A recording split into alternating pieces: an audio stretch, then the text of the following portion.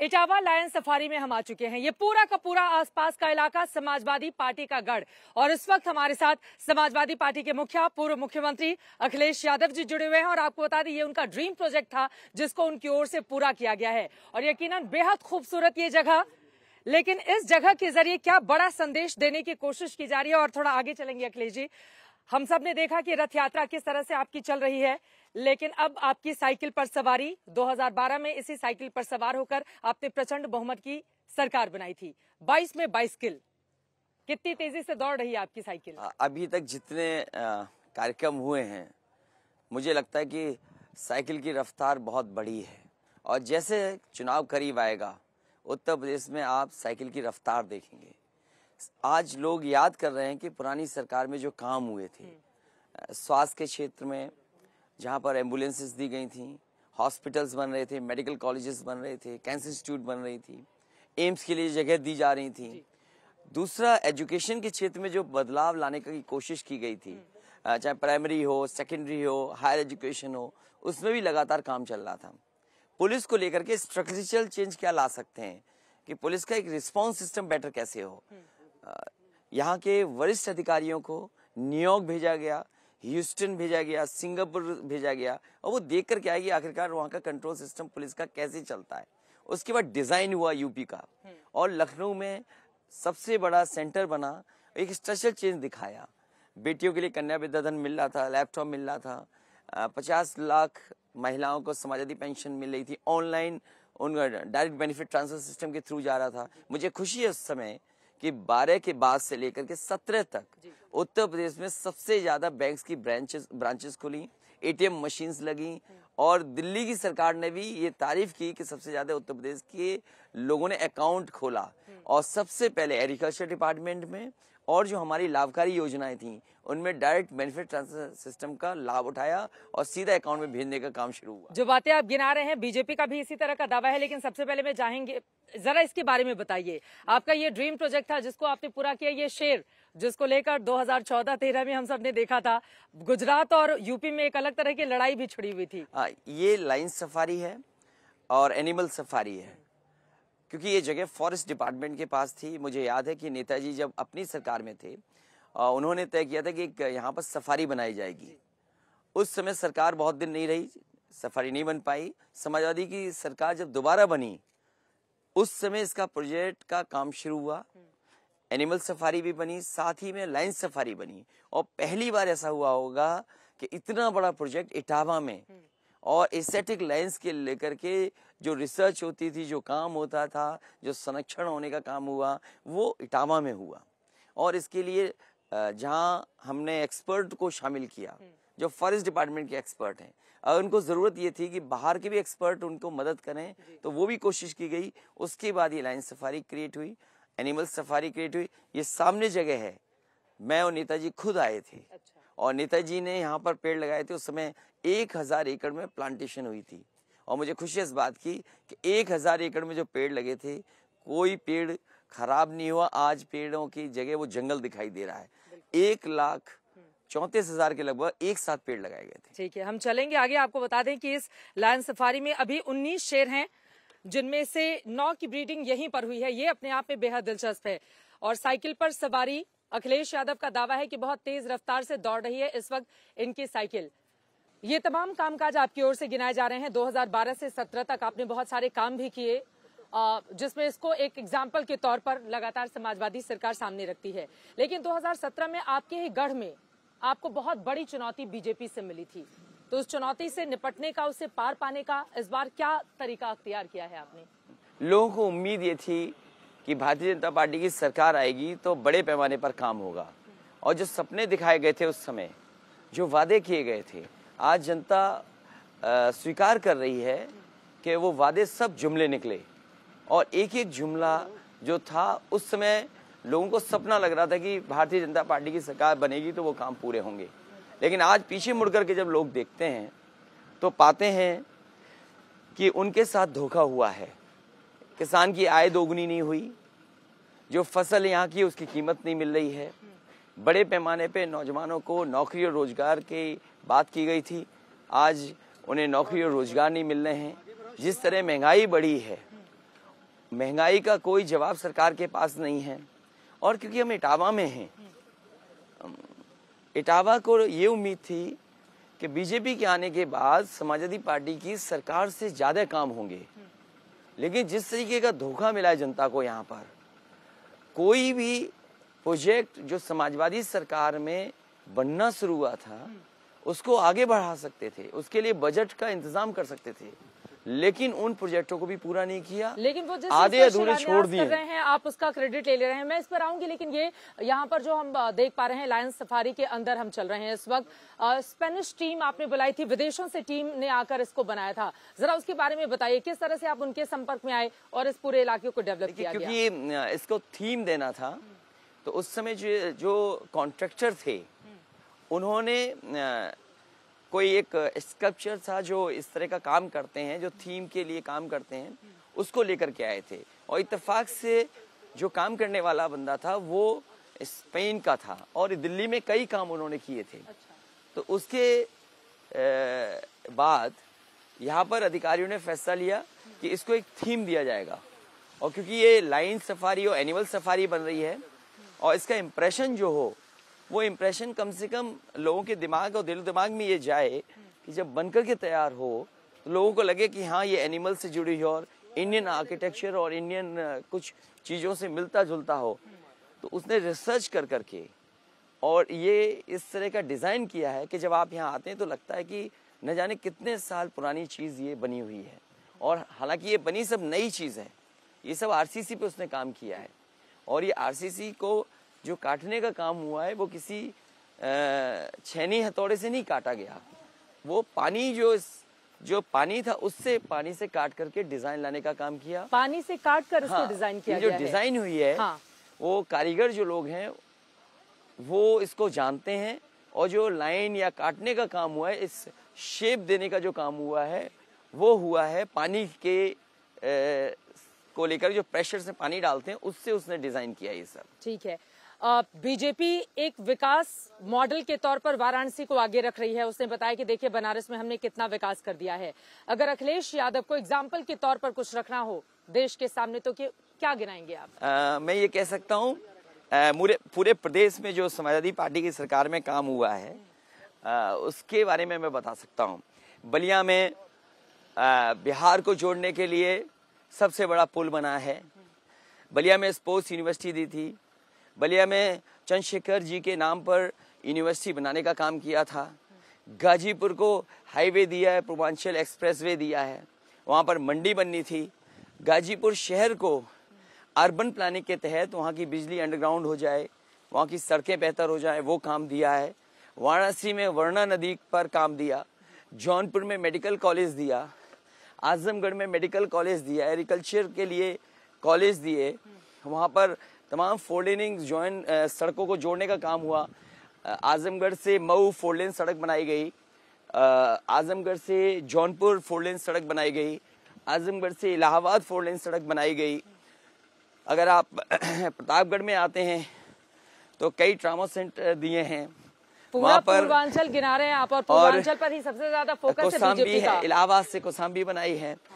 आपके जो गोरखपुर में जू बना है वो मायावती जी के समय पर शुरू हुआ था, और उसका बजट देने का काम समाजवादी सरकार में हुआ है। जू दिया वहाँ पर। तालाब की शुरुआत क्योंकि केंद्र सरकार में काम शुरू हुआ था, उस काम को अगर किसी ने बढ़ाया तो समाजवादी सरकार में बढ़ा है।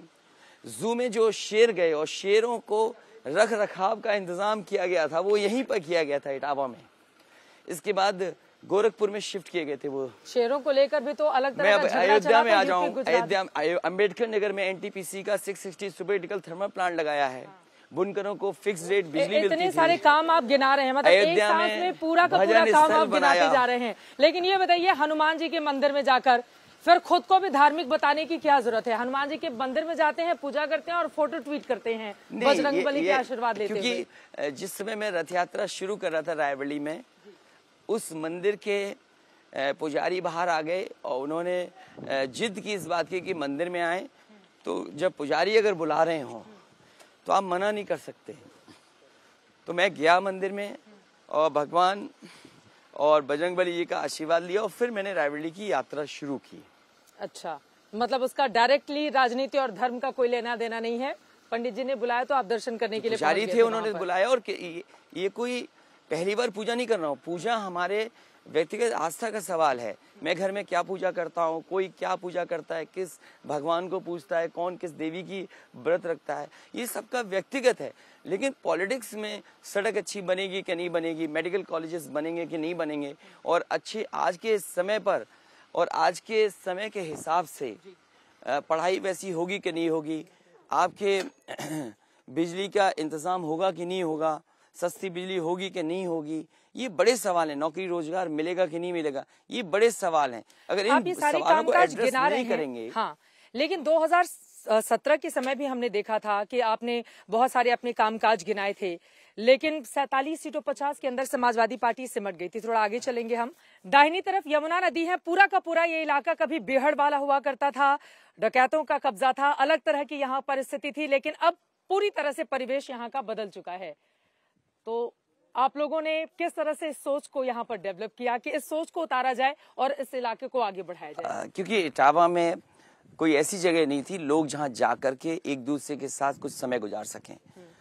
कम से कम ये जगह जहाँ एनवायरनमेंट से जुड़ी हुई चीज़ें यहाँ पर हैं, कि जो यहाँ प्लांटेशन हुई वो क्वालिटी प्लांटेशन है, और यहाँ पर जो जानवर रखे गए हैं उनको पूरी देखभाल के साथ रखे गए हैं, और वो कोई पिंजड़े में नहीं है, वो खुले हैं, इसीलिए सफारी है। तो इटावा के टूरिज्म, इटावा को मैप में लाने के लिए, और क्योंकि आगरा बहुत करीब शहर है जहाँ बड़े पैमाने में टूरिस्ट आते हैं, तो जो इस तरह के टूरिस्ट है वो कुछ चीजें मिस कर रहे थे, कुछ चीजें। इन्वायरमेंट, इको टूरिज्म जो नया सब्जेक्ट आया है, मुझे याद है मैंने ब्रिटिश बर्ड फेस्टिवल जो ऑर्गेनाइज करते हैं उनके साथ यूपी का टाई अप किया, और 3 बार इंटरनेशनल बर्ड फेस्टिवल इसी इलाके में हुआ।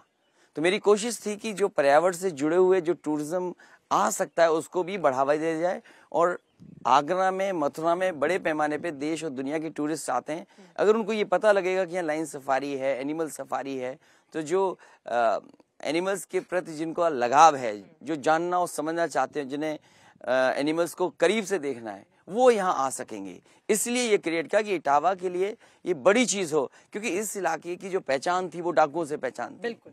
और इस इलाके में बड़े डाकू रहे। अगर हम इस बेल्ट में चले जाएं, यमुना है और आगे जाकर के चंबल है, तो इस इलाके में न जाने कितने घर के लोग ऐसे होंगे जो बता सकेंगे कि एक जमाने में यहाँ डाकुओं का इलाका था। लेकिन आज डाकुओं से पहचान नहीं है इटावा की या चंबल की या यमुना की, आज पहचान लाइन से है। क्योंकि पहली बार देश में ऐसा हुआ होगा गुजरात के बाद एस्थेटिक लाइंस की ब्रीडिंग सेंटर यहाँ पर बना हो। गुजरात से ही सीखा है आपने? गुजरात से नहीं सीखा, गुजरात से शेर आए थे, क्योंकि एक्सचेंज प्रोग्राम था। हम कोई जानवर ले नहीं सकते हैं। जो सेंट्रल जू अथॉरिटी के कानून ये कहते हैं, एक्ट ये कहता है कि कुछ जानवर अगर आप लेंगे तो कुछ जानवर आपको देने पड़ेंगे। तो वो बहस लंबी थी, क्योंकि वहां से शेर आए थे, यहाँ से लकड़बग्गे गए थे, तो वो बहस उस समय हुई थी उस इलेक्शन में। लेकिन मुझे खुशी इस बात की कि समाजवादी सरकार में इतना प्रोजेक्ट बनकर के तैयार हो गया।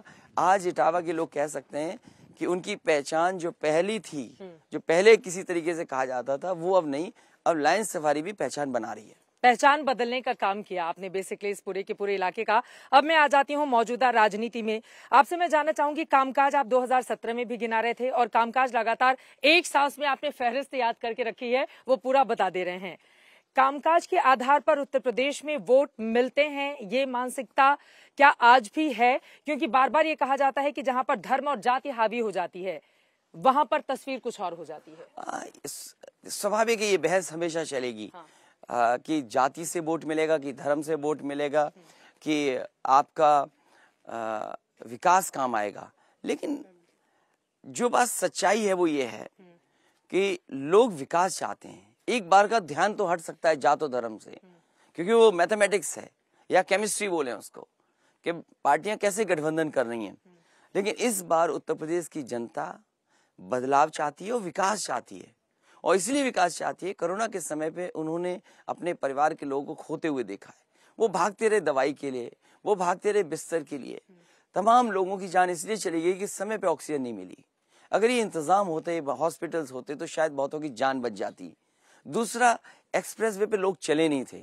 जिस समय समाजवादी सरकार ने उद्घाटन किया था, उसमें बहुत सारे लोग नहीं चल पाए थे। आज लोग चल रहे हैं और महसूस कर रहे हैं कि हाँ, अगर सड़कें बने तो ऐसी बने। उद्घाटन होने में देरी हो गई थी इस वजह से, क्योंकि वो प्रोजेक्ट बहुत बड़ा था और प्रोजेक्ट को शुरू करने में थोड़ा समय लग गया, क्योंकि वो प्रोजेक्ट कई मॉडल्स पे बनाया था अधिकारियों ने।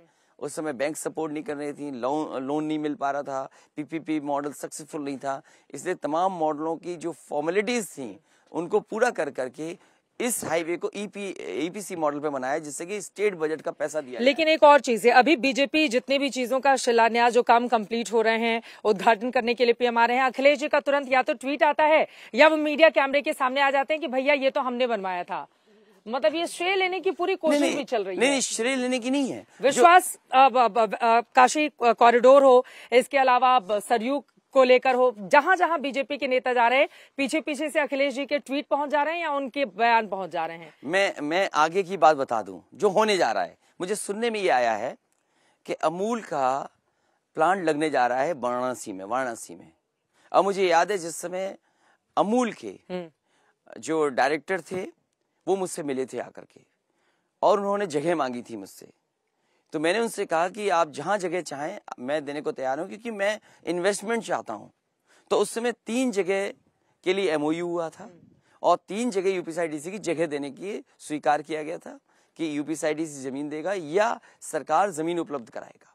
तो मुझे याद है कि मैंने कानपुर देहात में भोगनीपुर में एक प्लांट लगवाया 5 लाख लीटर का प्रोक्योरमेंट का, वो लग करके चल रहा है, तैयारी है उसकी, चल रहा है वो अभी। दूसरा लखनऊ में लगवाया जो समाजी सरकार में पूरा हुआ, हालांकि उद्घाटन हम लोग नहीं कर पाए, उद्घाटन वाली सरकार ने उद्घाटन किया उसका। तीसरा जो प्लांट के लिए वादा हुआ था, एमओयू हुआ था, बातचीत करने, वो वाराणसी के लिए था। मैं ये जानना चाहता हूँ जो समाजवादी सरकार में काम शुरू हुआ था 5 साल किस वजह से आपने खराब किए, अब जाकर के शिलान्यास कर रहे हैं। मतलब फ्यूचर के जितने भी प्रोजेक्ट हैं उनको भी आप अभी से मतलब तैयारी हो गई है? नहीं, मैं क्या कहता हूँ, सवाल ये नहीं है, सवाल बीजेपी क्या कहती है, सवाल वो नहीं है। सरकार के समय पर क्या फैसला लिया गया था, क्या अमूल के लोग ये बताएंगे क्या ये 3 प्लांट लगाने का फैसला नहीं लिया गया था? मेरी ना मानिए, बीजेपी की मत मानिए, अमूल के लोग बताएं। कोई काम नहीं किया है, वो तो पूर्वांचल में इतना ज्यादा फोकस है उनका। मैं इटावा में क्या काम किया, मैं कहता हूँ इटावा में क्या काम किया, वो अपना काम बताएं इटावा में क्या किया। सबसे बड़ा इंफ्रास्ट्रक्चर का काम ये है कि डिस्ट्रिक्ट टू डिस्ट्रिक्ट 4 लेन से जोड़ा जाए। डिस्ट्रिक्ट टू डिस्ट्रिक्ट 4 लेन। मुझे ये बताएं कि भारतीय जनता पार्टी के 5 साल की सरकार में वो सैकड़ों गिना तो रहे हैं अपने। नहीं, डिस्ट्रिक्ट टू डिस्ट्रिक्ट कौन सी 4 लेन? एक पीडब्ल्यूडी डिपार्टमेंट में हेड खोला गया था जिससे डिस्ट्रिक्ट को डिस्ट्रिक्ट से जोड़ा जाए 4 लेन सड़क से। मैं जानना चाहता हूँ कितने काम उन्होंने नए तय किए, किस डिस्ट्रिक्ट को जोड़ने का काम किया है। दूसरी बात है, जरूर एक्सप्रेस वे बनाए हैं, लेकिन क्या ये समाजवादी पार्टी के समय पे लैंड एक्विजिशन नहीं हुआ? क्या उस समय बजट नहीं दिया गया? क्या अलाइनमेंट समाज सरकार का नहीं था? क्या डॉक्यूमेंट्स, टेंडर डॉक्यूमेंट्स नहीं तैयार किए गए? क्या एलओआई के लिए मुझे वेट करना पड़ा था? और अभी जो मेट्रो का उद्घाटन होने जा रहा है, जो कानपुर का उद्घाटन होना है, वो भी समाजवादी सरकार की देन है। मुझे याद है, लेकिन आपने श्रेय ले लिया। नहीं, श्रेय नहीं ले रहा हूँ मैं श्रेय नहीं ले रहा हूँ, जो सच्चाई वो बताने की कोशिश कर रहा हूँ। उसका शिलान्यास उस समय के सांसद आदरणीय मुरली मनोहर जोशी साहब ने किया था। उस समय जो केंद्र में मंत्री थे आदरणीय वेंकैया नायडू जी, वो मंत्री थे और सरकार समाजवादी पार्टी की थी। पहले बजट में 50 करोड़ रुपए दिए गए थे। पूरा अलाइनमेंट उसका कहाँ से गुजरेगी, क्या क्या बनेगी, इन्होंने काम रोका। अगर इसी सरकार ने बनाया है, अगर इसी सरकार की वो मेट्रो में एक बार को मान लूं कि इन्होंने दिया, समाजवादी पार्टी ने दिया, हाँ इन्होंने काम आगे बढ़ाई है, मैं स्वीकार करता हूं। मैं जानना चाहता हूं, लखनऊ की मेट्रो जहां तक समाजवादी सरकार में बनी थी, वहां से मेट्रो वापस आ जाती है, ये सरकार क्यों नहीं आगे बढ़ा पाई? वाराणसी का पूरा डीपीआर बनके तैयार था कि मेट्रो कैसे तैयार होगी, सब फाइनेंशियल क्लोजर्स वगैरह होने थे। इस सरकार ने क्यों वाराणसी की मेट्रो को ड्रॉप कर दिया? आगरा की पूरा का पूरा समाजवादी सरकार में काम शुरू हुआ था, वही आज दिखाई दे रहा आगे बढ़ता हुआ। कानपुर का भी समाजवादी पार्टी की देन है, क्योंकि मैं खुद शिलान्यास में मौजूद था। देश के उपराष्ट्रपति वेंकैया नायडू जी की पटिया लगी है, वहां के सांसद मुरली मनोहर जोशी जी की पटिया लगी है। क्या ये बीजेपी डिनाई करेगी इस बात को? ये गजब है। अब मतलब कानपुर और वाराणसी के आगे के जो प्रोजेक्ट हैं उसका भी श्रेय अभी से ले लिया है, तो ले रहा हूँ। आगे क्या होगा? और बीजेपी के नेताओं की प्रतिक्रिया का नहीं कर रहा रहेगा। हूँ, मैं श्रेय लेने की कोशिश। अच्छा, मुझे ये बताइए, आप बीजेपी की मत मानिए, आप मेरी मत मानिए, बीजेपी की मत मानिए। अमूल तो सच बोलेगा, वो कोऑपरेटिव सोसाइटी के जो उनके सबसे बड़े अधिकारी वो तो सच बोलेंगे। जब वो मुझसे मिले थे तो 3 जगह का तय हुआ था, भोगनीपुर का, लखनऊ का चकजरिया में दिया मैंने जमीन, 5 लाख लीटर का वो प्रोक्योरमेंट का प्लान लगाया अमूल का। 3rd वाराणसी की जगह मैंने दी थी कि नहीं दी थी? क्या उस समय सरकार के सामने आपने ये कहा था कि नहीं कहा था कि तीनों जगह? और आज भी आर्काइव में न्यूज पड़ी होंगी कि किन किन 3 जगह के लिए अमूल के प्लांट का लगने का फैसला लिया गया था। मैं ये जानना चाहता हूँ, चुनाव करीब आ गया तब आप वाराणसी का लगा रहे हैं, आपने ये काम पहले क्यों नहीं शुरू किया? 4.5 साल लग गए आपको इसको केवल शिलान्यास करने के लिए, जबकि समाजवादी सरकार में 2 प्लांट लग करके तैयार हो गए। यहाँ पर मदर डेयरी का प्लांट समाजवादी सरकार का लगा हुआ है इटावा में, मुझे याद है शरद पवार जी ने दिया था नेताजी को, लेकिन बीच में जब सरकार आई तो रुक गया काम। ये बताइए, काम के आधार पर इस बार वोट पड़ेंगे क्या? मुझे पूरा यकीन है, क्योंकि प्रदेश के लोग खुशहाली चाहते हैं, प्रदेश के लोग तरक्की चाहते हैं। कारोबार पे अगर बात होगी तो लोगों को उनका जीवन बदलेगा, उनके बीच में खुशहाली आएगी। आज नौजवान नौकरी रोजगार चाहता है, आज हर परिवार चाहता है उसके बच्चे या बेटे की पढ़ाई लिखाई अच्छी हो। आज महिलाएं हैं, बेटियां हैं, वो चाहती हैं कि वो सुरक्षित माहौल में निकलें। तो कम से कम आज बदलाव की बात हो रही है, लोग खुशहाली की तरफ वोट देना चाहते हैं। हमारी कोशिश होगी कि विकास को लेकर के जनता के बीच में जाए। अभी भी हिंदुत्व का मुद्दा भी बहुत ज्यादा है और बीजेपी चाहे वो काशी विश्वनाथ कॉरिडोर हो, अयोध्या हो, अब तो मथुरा भी, और खबर है कि मथुरा से चुनाव लड़ सकते हैं योगी आदित्यनाथ। उन्होंने डिनाई नहीं किया है, मथुरा की सांसद हेमा मालिनी ने मांग कर दी है। तो अगर वो जाते हैं मथुरा से चुनाव लड़ने के लिए, फिर क्योंकि धर्म अगर कहीं हावी, 2014 के बाद से परिस्थितियां बदल गई हैं यहाँ की, तो इस बात का डर भी है कि धर्म अगर हावी हो जाएगा तो फिर सपा का क्या होगा? नहीं, सवाल धर्म का नहीं है। क्या समाजवादी पार्टी के लोग पूजा पाठ नहीं करते? क्या उत्तर प्रदेश की जनता पूजा पाठ नहीं करती? मैं गरीब से गरीब परिवार में जाएं तो उनके घर में आपको कैलेंडर दिख जाएगा या कोई मूर्ति रखे होंगे। बीजेपी वाले आपसे पूछते हैं कि आपसे पूछा जाए उनकी परिवार नहीं, उनकी घर की परिवार की जो महिलाएं होती हैं किसी न किसी दिन व्रत रखती हैं। मैं जानता हूँ कि मेरे घर में व्रत किस दिन रखा जाता है।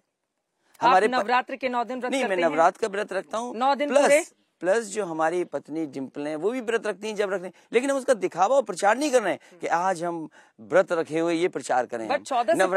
नवरात्र इसलिए नहीं मैं रखता था क्योंकि बीजेपी चाहती है कि नवरात्र व्रत रखें। हाँ। मैं पहले से व्रत रखता था, बीजेपी को जानना चाहिए कि मैं नवरात्र व्रत रखता। मैं किस जमाने से रख रहा हूँ, जिस समय कॉलेज डेज में था तब से मैं रख रहा हूँ व्रत। 9 दिन पूरे? 9 दिन रखता हूँ मैं व्रत।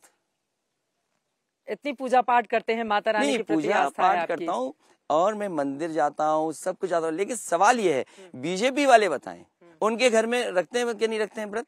योगी जी बताएं उनके घर में व्रत रखता है कोई? गाय की सेवा करते हैं, गाय की सेवा की बात करते हैं। बताओ, गायों की जान जा रही, बांदा में जिंदा गायों को दफना दिया। बताइए, अभी जिस परिवार में मिलके आया कि क्योंकि जानवर सड़क पे आ गए उससे घबराहट हो गई, ब्रेन हेमरेज हो गया, उनकी जान चली गई। उत्तर प्रदेश वो पहला इकलौता प्रदेश होगा जहां पर जानवर के टकराने से या जानवर के अटैक से लोगों की जान गई है।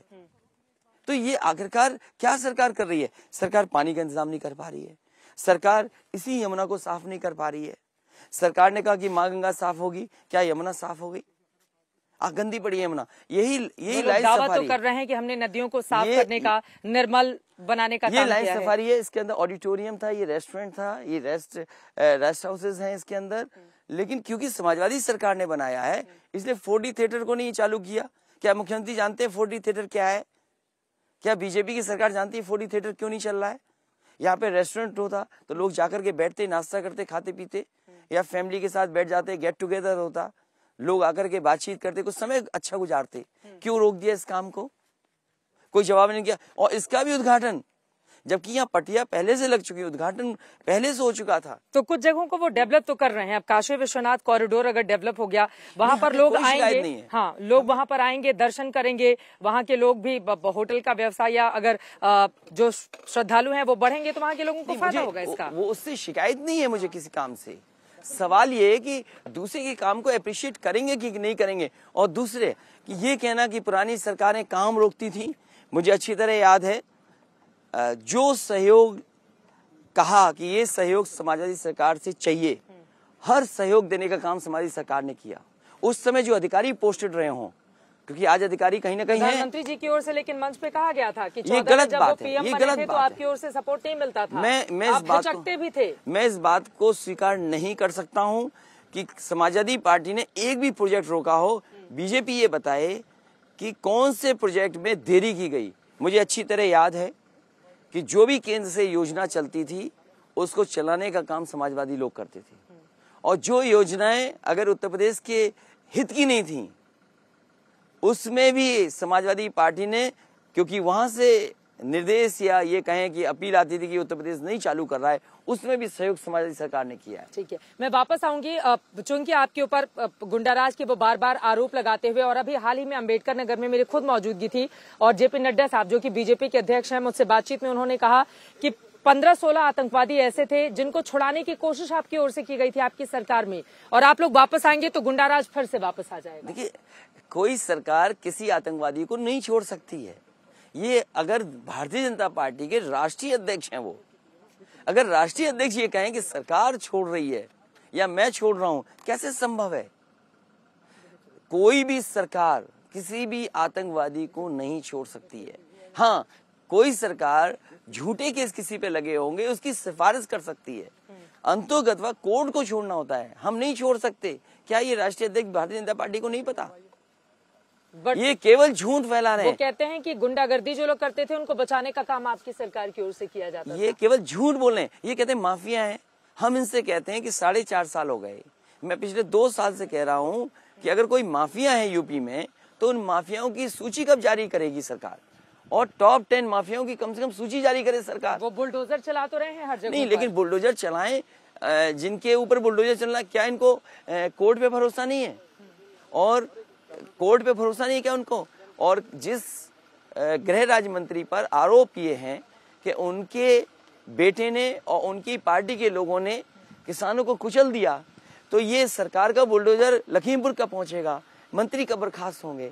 क्या ये जवाब है भारतीय जनता पार्टी के पास? अभी तक अगर सरकार मंत्री को बर्खास्त नहीं कर रही है या उनका इस्तीफा नहीं ले रही है, तो इसके पीछे की वजह क्या नजर आती है? आप लोग इतना दबाव बना रहे हैं, संसद भी बाधित हो रहा है, संसद के बाहर सड़क पर भी हंगामा हो रहा है, लेकिन बीजेपी मंत्री जी के मुद्दे पर आप लोगों की बिल्कुल बात नहीं सुन रही है, इतर है। सरकार मनमानी चाहती है, और सरकार किस दिशा में क्या संदेश देना चाहती है मुझे नहीं पता। कहा जा रहा है कि अगर वो उनको बर्खास्त करेगी तो ब्राह्मण वोटर नाराज हो जाएंगे। देखिए, तो जातिवादी है फिर भारतीय जनता पार्टी। अगर उनके मन में ऐसी बात है तो भारतीय जनता पार्टी से ज्यादा जातिवादी पार्टी कोई नहीं हो सकती। ये कानून से काम होगा। किसानों के कुचले गए हैं, कम से कम उन्हें कार्रवाई करनी चाहिए। आप क्या उदाहरण पेश कर रहे हैं? क्या कोई उदाहरण है आपके पास? उदाहरण कब पेश करेंगे आप मंत्री को बर्खास्त करें? आप लॉ एंड ऑर्डर की इतनी बात बड़ी बड़ी करते हैं, तो कब बर्खास्त करेंगे आप मंत्री को?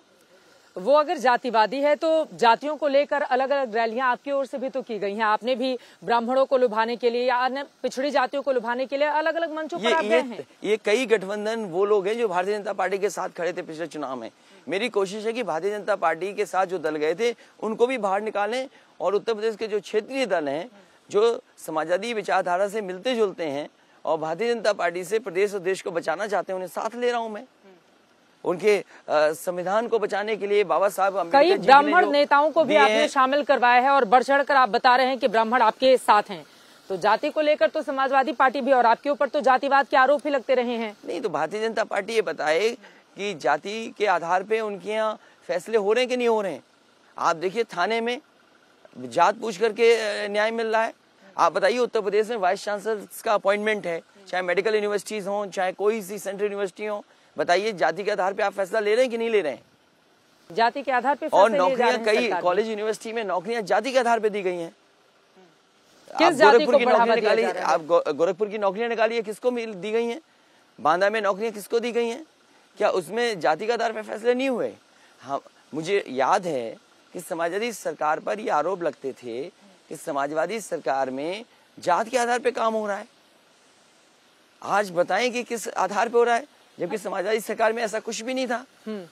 पिछड़े वोट बैंक में भी सेंध लगाया था बीजेपी ने पिछली बार। आप लोग उस पर लगातार दावा करते रहे हैं पिछड़ों के नेता के तौर पर, तो इस बार भी स्थिति क्या आपको नजर आ रही है? देखिए, जो पिछड़ा है और जो दलित है, जो अल्पसंख्यक हैं, उन्होंने देख लिया, और खासकर अगड़े लोग, ब्राह्मण समाज के लोग भी, हर समाज के लेकर के धोखा दिया है सरकार ने।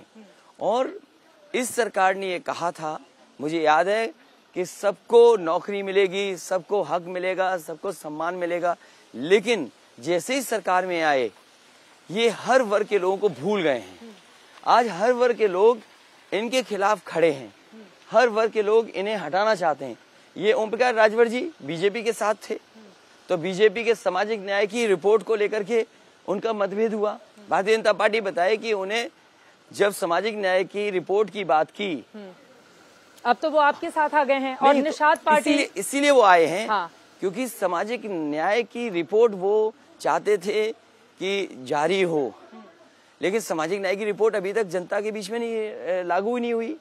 ना उन्होंने, सरकार ने बताया कि आखिरकार सामाजिक न्याय की रिपोर्ट में क्या था। दूसरा, अगर संजय निषाद हैं, नाराज हैं, तो क्या वजह थी संजय क्यों नाराज कहा है कि आइए आप इधर हमारे पाले में, तो आप भी बुला रहे हैं उनको? नहीं, मैं नहीं बुला रहा हूँ।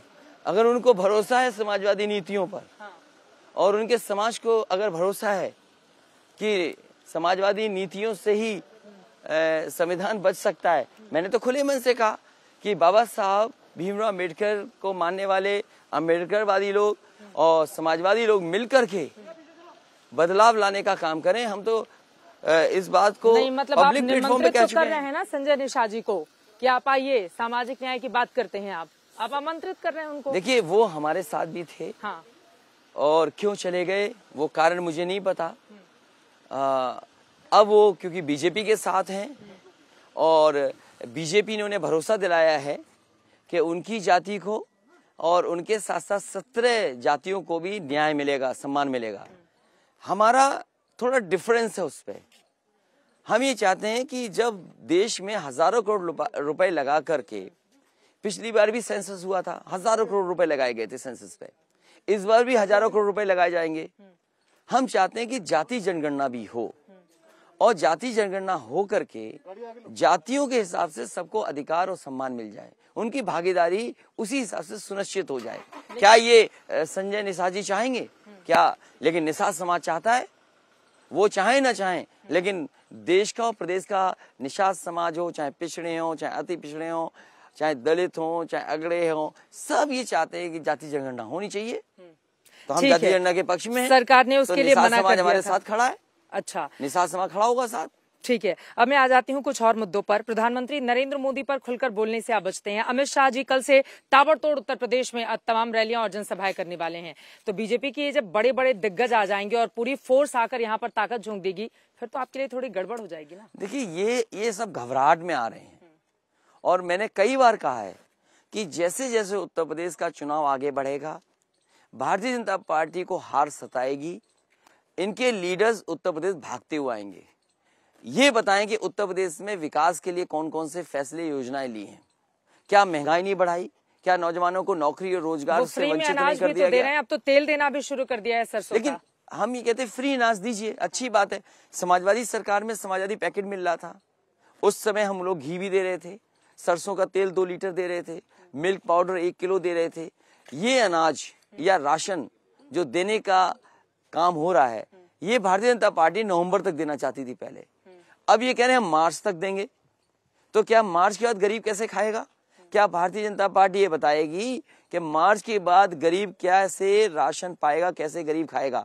अगर कोई इंतजाम करना पड़ेगा समाजवादी सरकार को, तो गरीबों को पौष्टिक आहार, जैसे पहले घी, तेल और मिल्क पाउडर देते थे, अगर गरीबों को देना पड़ेगा तो समाजवादी सरकार बनेगी, हम उनको देंगे। प्रधानमंत्री पर आप कुछ बोलते नहीं है, सवाल कितना भी पूछ ले जाओ, लेकिन पीएम पर आप एकदम, उन्होंने ही लाल टोपी के मामले को सामने रखा था। प्रधानमंत्री जी ये जानते कि बिना यूपी के वो प्रधानमंत्री नहीं बन सकते थे, और आज जो धोखा मिला यूपी को, आप देश की सभी योजनाएं देख लीजिए, यूपी के साथ भेदभाव नहीं हुआ क्या? क्या यूपी के नौजवानों को पुलिस भर्ती में नहीं जाना चाहिए था, फौज की भर्ती में नहीं जाना चाहिए था? क्यों फौज की भर्ती नहीं हो पाई यहाँ पर? क्या उत्तर प्रदेश को विशेष अवसर क्यों नहीं दिए गए? आप अगर बजट मिला करके देख लेंगे, आप कोई बजट उठा करके देख लीजिए, NHAI का बजट देखिए, हालांकि मंत्री गडकरी जी आए थे, कांग्रेस की सरकार के समय से लेकर के ये बताएं कि इनकी सरकार में क्या उत्तर प्रदेश को सबसे ज्यादा बजट मिला है? अभी दिल्ली से लेकर के मुंबई तक एक्सप्रेसवे बन रहा है, आप यूपी को एक्सप्रेसवे क्यों नहीं जोड़ रहे हो, जिसने सरकार बनाई केंद्र की?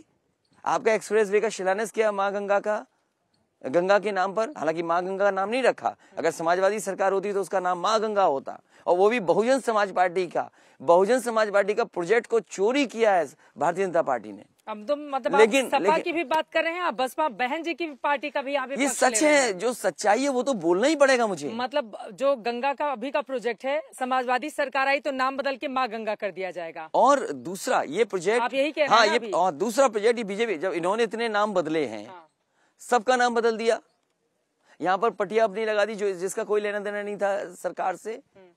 तो अगर नाम इन्होंने इतने बदले हैं तो गंगा एक्सप्रेस जो बन रहा है वो गंगा एक्सप्रेस भी अच्छा नहीं लग रहा, मां गंगा एक्सप्रेस होगा तो अच्छा लगेगा, तो इसका नाम भी समाजवादी सरकार में बदला जाएगा। दूसरा, ये प्रोजेक्ट सपा का चोरी नहीं किया, ये बहुजन समाज पार्टी का चोरी किया है भारतीय जनता पार्टी ने, और इस बात को बहुजन समाज पार्टी भी कह रही है। मैं चाहूंगी उतर के हम लोग थोड़ी दूर और आगे चलें।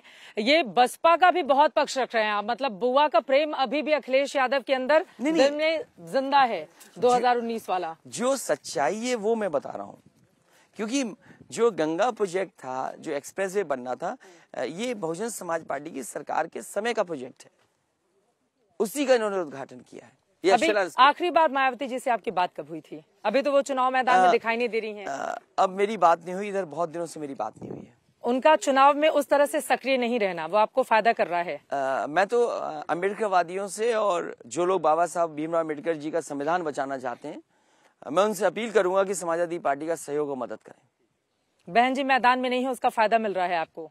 मैं ये बात नहीं कहूंगा कि उनकी पॉलिटिकल पार्टी है, वो कोशिश कर रही है कि उनके भी ज्यादा विधायक जीते, लेकिन अभी दिखाई नहीं दी है, न रैलियों में न किसी बड़े सभाओं में। उनका काम करने का तरीका अलग है, समाजवादियों का काम करने का तरीका अलग है। समाजवादी पार्टी लगातार फील्ड में रहती है, इसलिए समाजवादी पार्टी की कोशिश है कि फील्ड में रह करके जनता का सहयोग और जनता से सीधी अपील करें हम, लेकिन उनका काम करने का तरीका अलग है। अगर जरूरत पड़ी तो आगे साथ फिर ले आएंगे आप? वो मुझे लगता है कि जरूरत नहीं पड़ेगी, क्योंकि जनता में जो आक्रोश है, आज मुझे खबर सुनने को मिल रही है कि जो रथ चल रहे हैं भारतीय जनता पार्टी के, हालांकि समाजवादी पार्टी का एक रथ है, एक रथ भारी है 6 रथों पर, और वो 6 रथ में कई रथों का विरोध हो रहा है, जनता विरोध कर रही है। विश्वास यात्रा है उनकी, जन विश्वास यात्रा है, जन ही नहीं चाहते हैं, जन कोई भरोसा नहीं उन पर। कई जगह उनकी यात्राओं लेकर आपने निशाना साध लिया, मतलब अगर आपके जितना हाईटेक नहीं है तो आप कह देंगे कि वो चाउमीन वाले जो लगाते हैं अपनी दुकानें उस तरह के रथ, मतलब इस तरह की बातें उनके रथ के लिए आप बोल रहे हैं। अच्छा, वो क्या कमी छोड़ रहे हैं समाजवादी पार्टी के लिए कहने के लिए? क्या हमारी पार्टी गुंडा पार्टी है? कैसा है रथ उनका? नहीं, क्या हम गुंडे हैं क्या? क्यों कहते हैं हमारी पार्टी को गुंडा पार्टी? आप उनके स्टेटमेंट देखिए, हर एक में कहते हैं ये अपराधी हैं, तो मैं कहता हूँ माफिया की सूची क्यों नहीं बता रहे हो? जौनपुर का माफिया कौन है, चंदौली का माफिया कौन है, बनारस का माफिया कौन है, मिर्जापुर का माफिया कौन है, भदोही का माफिया कौन है? भारतीय जनता पार्टी कब बताएगी? उनके पास कोई जवाब नहीं है। उनका रथ कैसा है? जो रथ बना है उनका जुगाड़ का रथ है, वो बहुत जल्दी जुगाड़ में जाने कहां से रंग पुता करके ले आए। क्योंकि अगर आप दूर से देखें तो शहरों में जो खाने के ट्रक लगते हैं उस जैसा दिख रहा है मुझे। आपकी जितना हाईटेक नहीं है? नहीं, सवाल हाईटेक का नहीं है। जब रथ बनाए, क्योंकि मैं खुद रथ पे चला हूँ और उत्तर प्रदेश में 3 बार मैं रथ चला रहा हूँ इतने बड़े पैमाने पे, तो मैं जानता हूँ कि अगर एक बस को रथ का रूप दिया जाए तो क्या क्या कमी है, क्या क्या आपको उसमें होना चाहिए। बीजेपी कहती है रथ भी तो हमारा ही लेकर आए ना, रथ यात्रा आडवाणी जी ने निकाली थी, उसके बाद आपको लगा कि रथ पर सवार होकर बीजेपी यहाँ पहुंच गई, तो साइकिल को अब आपने रखा है साइड में और रथ पर सवार होकर हर जगह जा रहे हैं। मुझे याद है कि नेताजी ने क्रांति रथ चलाया था, और आंध्र प्रदेश में एनटी रामाराव जी ने सबसे पहले चलाया था, देवीलाल जी ने रथ चलाया था। तो जब एनटी रामाराव जी ने चलाया, देवीलाल जी ने हरियाणा में चलाया, उन दोनों ने अपनी सरकार बनाई, तो नेताजी ने भी क्रांति रथ चलाया था यूपी में, उसके बाद सरकार बनी। उसके बाद मैंने भी एक बार रथ चलाया, तब सरकार बनी। तो मुझे पता है जब जब रथ चलता है तब आपकी सरकार बन जाती है। पिछली बार रथ नहीं चल पाया इसलिए सरकार नहीं बनी। मुझे भरोसा है कि जिस तरीके से रथ के साथ जन समर्थन दिखाई दे रहा है, कल मैनपुरी और एटा का कार्यक्रम था, 2 दिन की तैयारी थी, आम लोग अपने साधनों से आए, अपने संसाधनों से आए, किसी को कुछ इंतजाम नहीं करना पड़ा सरकार को। जनता अपने आप आ रही है समर्थन देने के लिए और जनता के साथ समाजवादी पार्टी खड़ी है। और वहीं देखिए आप भारतीय जनता पार्टी की रैलियां, लेखपाल से लेकर के डीएम लगे हुए इंतजाम में, पुलिस कप्तान लगे हुए हैं, तमाम अधिकारी। भीड़ तो उनकी भी रैलियों में आ रही है, लेकिन वो भीड़ वो है सरकारी भीड़ है, वो सरकारी रैलियां हैं। और आपकी ये जनता की रैली है। जनता अपने आप आ रही है, अपने संसाधन से आ रही है। हमने कहीं बस का इंतजाम नहीं किया कि पार्टी फंड्स दे। यहाँ पूरा प्रशासन लगा हुआ है। अभी महिलाओं का कार्यक्रम था, कल था हालांकि प्रयागराज में हाँ, पूरे प्रदेश की महिलाओं को लेकर के गए। उसमें 50% महिलाएं सो रही थी क्योंकि दूर दूर से चल के आ रही थी बेचारी। महिला सशक्तिकरण के लिए प्रयागराज में इतना बड़ा कार्यक्रम हुआ तो क्या जरूरत थी उतने बड़े की? आप योजनाएं चलाएं। आपने विद्याधन रोक दिया, समाज सरकार में 30,000 रुपए बेटियों को मिलता था। महिलाओं, हमारी माताओं को हम 500 रुपए महीना देते थे, आपने वो रोक दिया। 1090 सिक्योरिटी को लेकर के उनके लिए वन ऑफ द बेस्ट योजना चल रही थी यूपी में, वो आपने रोक दी। लैपटॉप डिस्ट्रीब्यूशन हुआ, सबसे ज्यादा लड़कियों को मिला। तो ये तमाम काम सीधे पैसे भी तो वो ट्रांसफर कर रहे हैं अपनी रैलियों के जरिए। कर देखिए, बड़ी बड़ी घोषणाएं उतने बड़े मंच से की गई, पूरी की पूरी महिलाओं को लेकर प्रियंका गांधी भी हैं, वो भी हैं। समाजवादी पार्टी उस तरह से महिलाओं के कार्यक्रम कहीं आपके नजर नहीं आ रहे हैं? समाजवादी पार्टी की सरकार जब थी हाँ। तो महिलाओं के सम्मान के लिए, महिलाओं को और आगे बढ़ाने के लिए 500 रुपया महीना डायरेक्ट उनके अकाउंट में जाता था। वो योजना रोक दी गई तो महिलाएं नाराज हैं उसको लेकर के। समाजवादी पार्टी ने कहा है कि भविष्य में समाजवादी सरकार बनेगी तो मैनिफेस्टो में हमें उनके लिए विशेष अगर देना पड़ेगा तो विशेष दे करके उनकी मदद करने का काम करेंगे। हमारी सरकार में कन्या विद्याधन चलता था, 30,000 रुपए हम बेटियों को देते थे, वो रोक दिया। शादियों में अगर किसी ने पैसा बढ़ाया तो समाज सरकार ने बढ़ाया था। वो अब कितने लोगों को दे रहे हैं, सवाल ये है कि कितना बजट बढ़ाया इन्होंने, तो बजट को कम कर दिया। एक चीज और है, प्रियंका गांधी महिलाओं को लेकर आगे बढ़ रही हैं। राहुल गांधी ने फोन टैपिंग के मुद्दे पर पेगासस से जुड़ते हुए आपका समर्थन किया है। कांग्रेस पार्टी यहाँ की यूपी वाली भले ही संघवाद फोटोग्राफ पर लेकर इस तरह की टिप्पणी करती हो, लेकिन राहुल और प्रियंका सीधे कुछ बोलने से बचते हैं। तो 2017 वाली भावनाएं अभी भी जुड़ रही हैं क्या? नहीं, कांग्रेस से कोई समझौता समाजवादी पार्टी का नहीं होने जा रहा है और समाजवादी पार्टी ने तय किया है कि अपना किसी भी राष्ट्रीय दल से गठबंधन नहीं करेगी। बहुजन समाज पार्टी से और कांग्रेस से पहले भी गठबंधन था, अनुभव ठीक नहीं रहा। इस बार समाजवादी पार्टी बड़े दलों से गठबंधन नहीं करने जा रही है। प्रियंका की राजनीति को कैसे देख रहे हैं यूपी में? मैं उनके बारे में कुछ नहीं कह सकता हूँ, बहुत देश की पुरानी पार्टी है। बच रहे हैं आप? नहीं, मैं बच इसलिए भी नहीं रहा कि अगर वो आपकी प्रतिद्वंदी है तो क्यों बचने की जरूरत है कि मुझे कुछ नहीं कहना प्रियंका गांधी के बारे में? इसलिए नहीं कहना कि लड़ाई में कांग्रेस है ही नहीं, कहीं नहीं है, कहीं लड़ाई में नहीं है और केवल उनकी नजर है कि कुछ वोट उन्हें मिल जाए।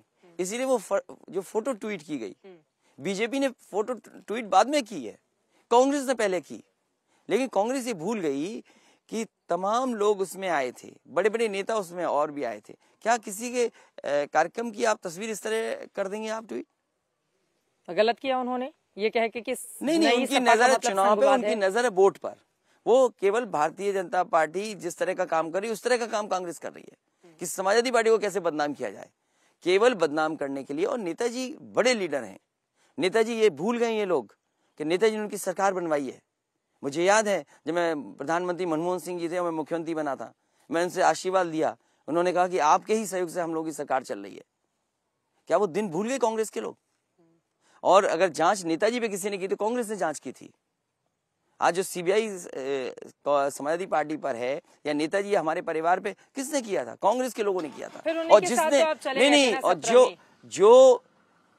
जो व्यक्ति जिसने पीआईएल की थी वो कांग्रेस पार्टी का नेता है। कांग्रेस के लोग उसकी मदद करते थे, हालांकि एक स्वर्गीय हो गए, मैं उनके बारे में नहीं कह सकता। वो पूरा संरक्षण उनका था, पूरी दिल्ली जानती है, पूरे कांग्रेस की लीडर जानते हैं कि जिसने पीआईएल नेताजी पर हमारे ऊपर की थी वो कांग्रेस के संरक्षण में कांग्रेस के लोग उनको फाइनेंशियल मदद करते थे, कांग्रेस के लोग मदद करते थे। तो उसी कांग्रेस के साथ तो आप चले गए ना 2017 में, फिर यूपी के लड़के पोस्टर्स भी लग गए, बैनर भी लग गए, क्योंकि एक बड़ी लड़ाई हो गई थी उस समय। नहीं, बड़ी लड़ाई थी 2017 में आपने गलती की कांग्रेस के साथ जाकर। गलती नहीं की, मैं एक बड़ी लड़ाई थी और वो उस समय परिस्थितियां ये थी कि मुझे लगा कि मैं कांग्रेस के साथ जाऊंगा तो एक जनता का समर्थन मिलेगा, लेकिन जो गठबंधन किया उसको जनता ने स्वीकार नहीं किया, खारिज कर दिया। हाँ, जनता ने तो उससे स्वीकार नहीं आपने किया। सबक सीखा, इस वजह से इस बार कांग्रेस दूर दूर तक नहीं है। इसीलिए सपा क्योंकि के साथ। पिछले चुनाव में जो सहयोग और जिस तरह का जनता का समर्थन मिलना चाहिए था, कांग्रेस के साथ जाने से मुझे समर्थन नहीं मिला, इसलिए अनुभव ठीक नहीं रहा। इसीलिए कांग्रेस के साथ इस बार गठबंधन समाजवादी पार्टी नहीं करेगी। ठीक है, अभी ऐश्वर्या राय बच्चन से ईडी ने लंबी चौड़ी पूछताछ की है। जया बच्चन जी से इसके बारे में जब सवाल पूछा गया तो उन्होंने कहा यूपी हार रहे हैं। तो यूपी का कुछ कनेक्शन है क्या ऐश्वर्या राय बच्चन से ईडी की इतनी लंबी चौड़ी पूछताछ? देखिए, ये बदनाम करने के लिए, और अगर कोई जांच करनी थी तो चुनाव से पहले क्यों नहीं की गई?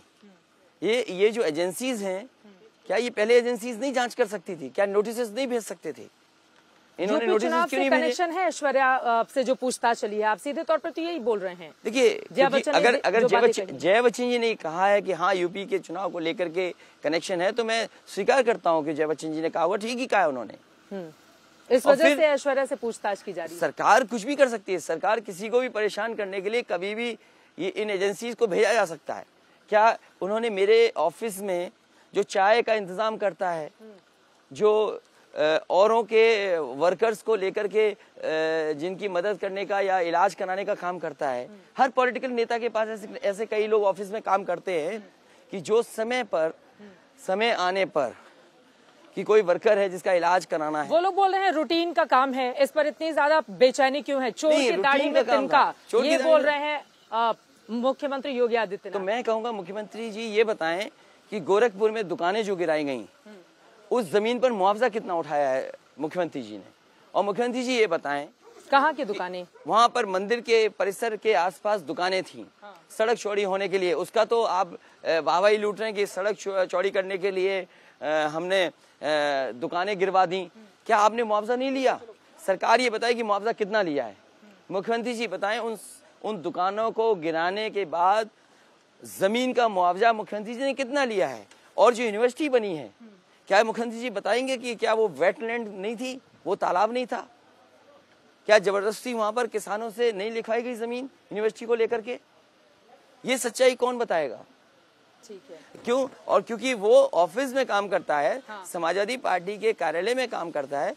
समाजवादी पार्टी का रथ ना चले, लोग परेशानी में चले जाएं, बदनामी हो जनता के बीच में, इसलिए उन्होंने जानबूझ करके ये छापा और इस तरह का काम किया है। ठीक है, मेरे दो जल्दी अब हम अपने कार्यक्रम के आखिरी दौर में है, इसलिए पूछ लेती हूँ। असदुद्दीन ओवैसी ने कहा है कि मुसलमानों को हमेशा वोट बैंक की तरह इस्तेमाल किया गया। 19% वाले यूपी वाले आबादी में आखिर मुख्यमंत्री मुसलमान क्यों नहीं बन सकता? और वो अपनी पार्टी को जोर शोर से आगे बढ़ाने में लगे हुए हैं। देखिए, वो क्या कह रहे हैं, यूपी में क्या करना चाहते हैं, मैं उसके बारे में कुछ नहीं कह सकता हूँ, लेकिन उनके दल से समाजवादी पार्टी का कोई अलायंस नहीं होने जा रहा है।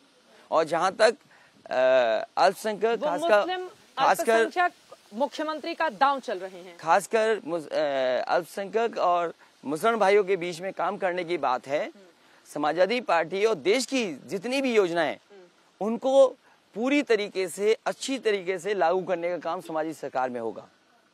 ठीक है।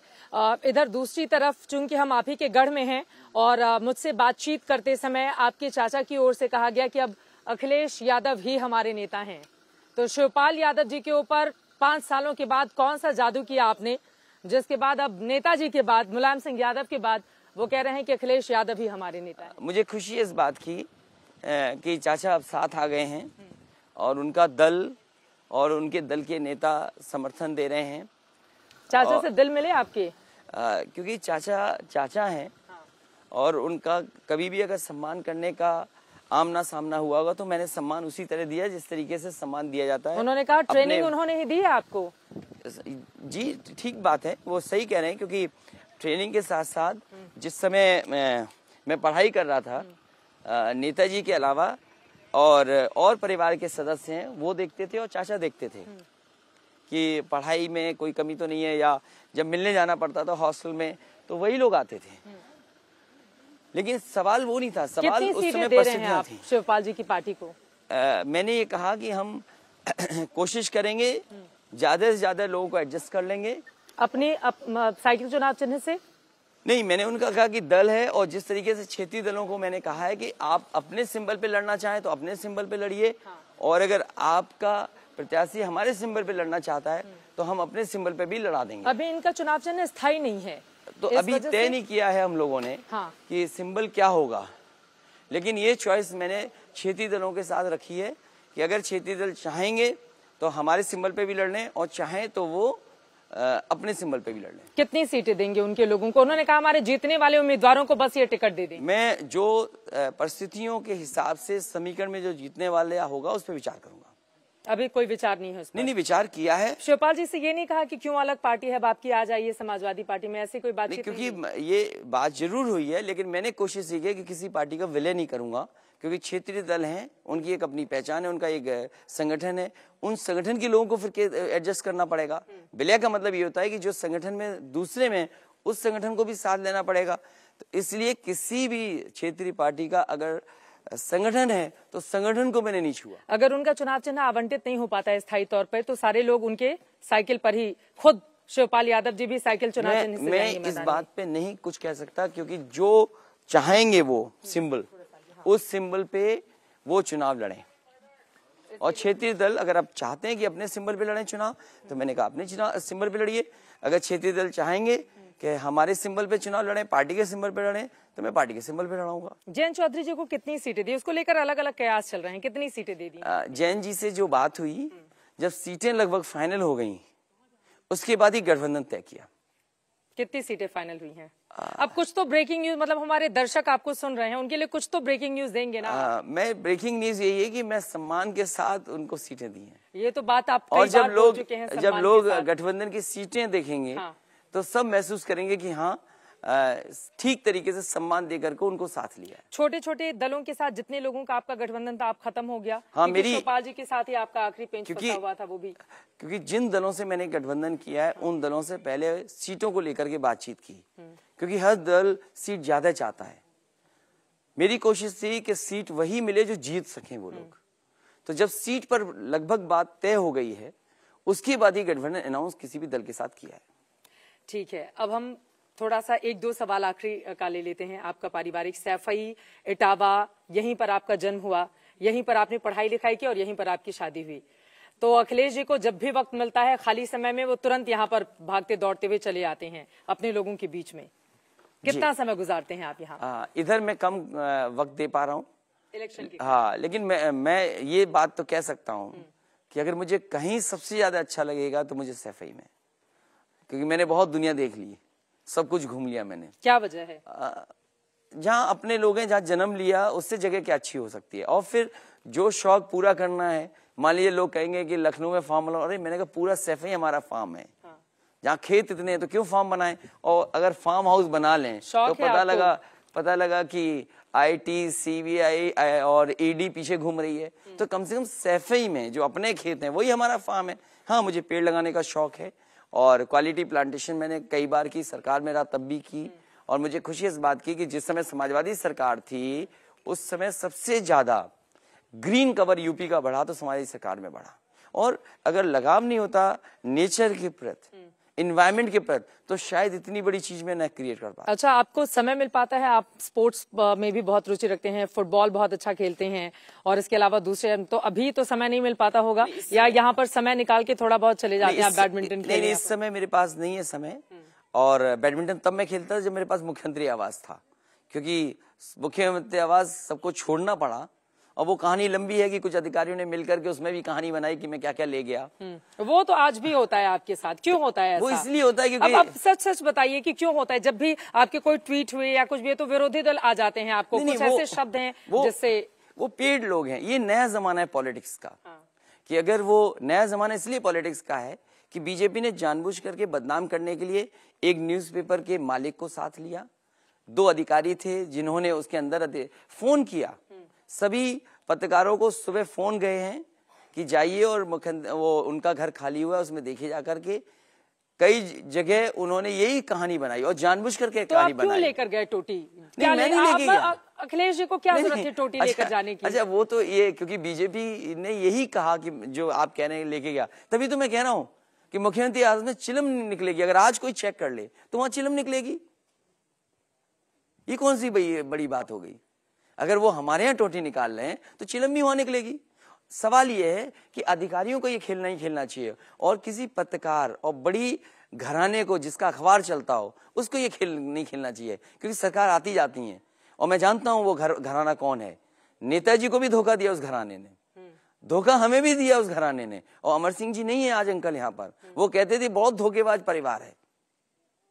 वो लोगों ने सबसे पहले मेरी खबर चलवाई, और एक अधिकारी सीएम ऑफिस में। तो आप क्यों नहीं बताते कि वो गलत बात है और इस तरह की बातें नहीं हुई? मैंने उस समय भी कहा, उसमें मैं उलझना नहीं चाहता हूं, लेकिन क्योंकि बैडमिंटन कोर्ट था उस समय, मैं एक लॉन में खेलता था, और जब से मैं लॉकडाउन हुआ और उस घर से बाहर गया जहां मैं रहा, मुझे लॉन टेनिस खेलने का मौका मिला। इसलिए मैं बीजेपी का धन्यवाद देता हूं कि मेरा खेल बदल गया। जब मैं अपने घर में रह रहा था तो बैडमिंटन खेल रहा था, उन्होंने जबरदस्ती जो कहानियां बनाई और सुप्रीम कोर्ट के बाद मुझे घर छोड़ना पड़ा, तो कम से कम उनकी वजह से मैं लॉन टेनिस खेलना सीख गया। तो कम से कम एक जीवन में खेल में नहीं खेलना जानता था, लॉन टेनिस, वो भी मैंने सीख लिया। वो बीजेपी को श्रेय दे रहे हैं। मैं बीजेपी को इसका धन्यवाद देता हूँ। चलिए ठीक है, एक बार फिर से मैं पूछूंगी कितनी सीटें जीत रहे हैं, लेकिन अभी एक खबर है कि मंत्री हैं बलदेव सिंह जी, उनकी ओर से कहा गया है कि जो मुसलमान होते हैं उनका काम ही बच्चे पैदा करना है। तो उनके इस बयान को और बीजेपी के कई नेता जालीदार टोपी, लाल टोपी आपने जो पहन रखी है, इसको अपराधियों या इस तरह से जोड़ के इस तरह की बातें करते हैं। जो मुझे दिखाई दे रहा है चुनाव उत्तर प्रदेश का, भारतीय जनता पार्टी का इससे भी ज्यादा स्तर गिरेगा चुनाव में, और न जाने कैसे कैसे आरोप वो लगाएंगे। लेकिन मैं जनता से अपील करूंगा आपके चैनल के माध्यम से कि देश जहां आगे बढ़े, बिना यूपी के आगे नहीं बढ़ सकता। यूपी जहां आबादी का बड़ा प्रदेश है, वहीं बड़ी संख्या में नौजवान हैं। यूपी में जहां एक्सप्रेस वे बन रहे हैं, मेडिकल कॉलेजेस बन रहे हैं, और ये नहीं है कि कौन सरकार बना रही, सवाल ये कि समाजवादियों ने भी बनाए। पहला जो मेडिकल कॉलेज जो सेंट्रल और स्टेट की दोनों योजनाओं को मिलकर के हुआ था, पहला शिलान्यास, जिसका आज ये शिलान्यास भी कर रहे हैं, और कईयों का शिलान्यास कर रहे हैं, कईयों का जो समाजवादी पार्टी ने शिलान्यास किया था उसका उद्घाटन कर रही है।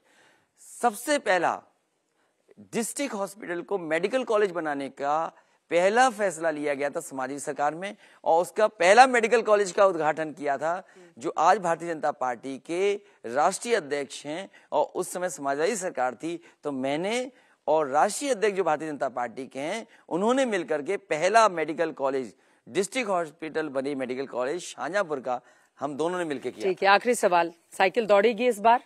सरकार बन रही है, साइकिल की रफ्तार इतनी होगी कि आप देखेंगे कि जनता का आक्रोश भारतीय जनता पार्टी को 400 सीटें हरा देगा। अब जो दावे अखिलेश यादव की ओर से किए जा रहे हैं, इनके दावों में कितना दम है ये तो देखना होगा, लेकिन यकीनन जिस तरह से ये चुनाव लड़ रहे हैं, इनकी सभाओं में उत्तर प्रदेश का कोई भी हिस्सा हो, भारी भीड़ वहां पर उमड़ रही है, और यकीनन भीड़ देखकर ये गदगद है, और इनका ये कहना है कि 22 में बाइसिकल। लेकिन कर लेते हैं थोड़ा सा इंतजार, 22 में बाइसिकल कितनी दौड़ती है। फिलहाल के लिए इटावा लायन सफारी से हमें दीजिए इजाजत।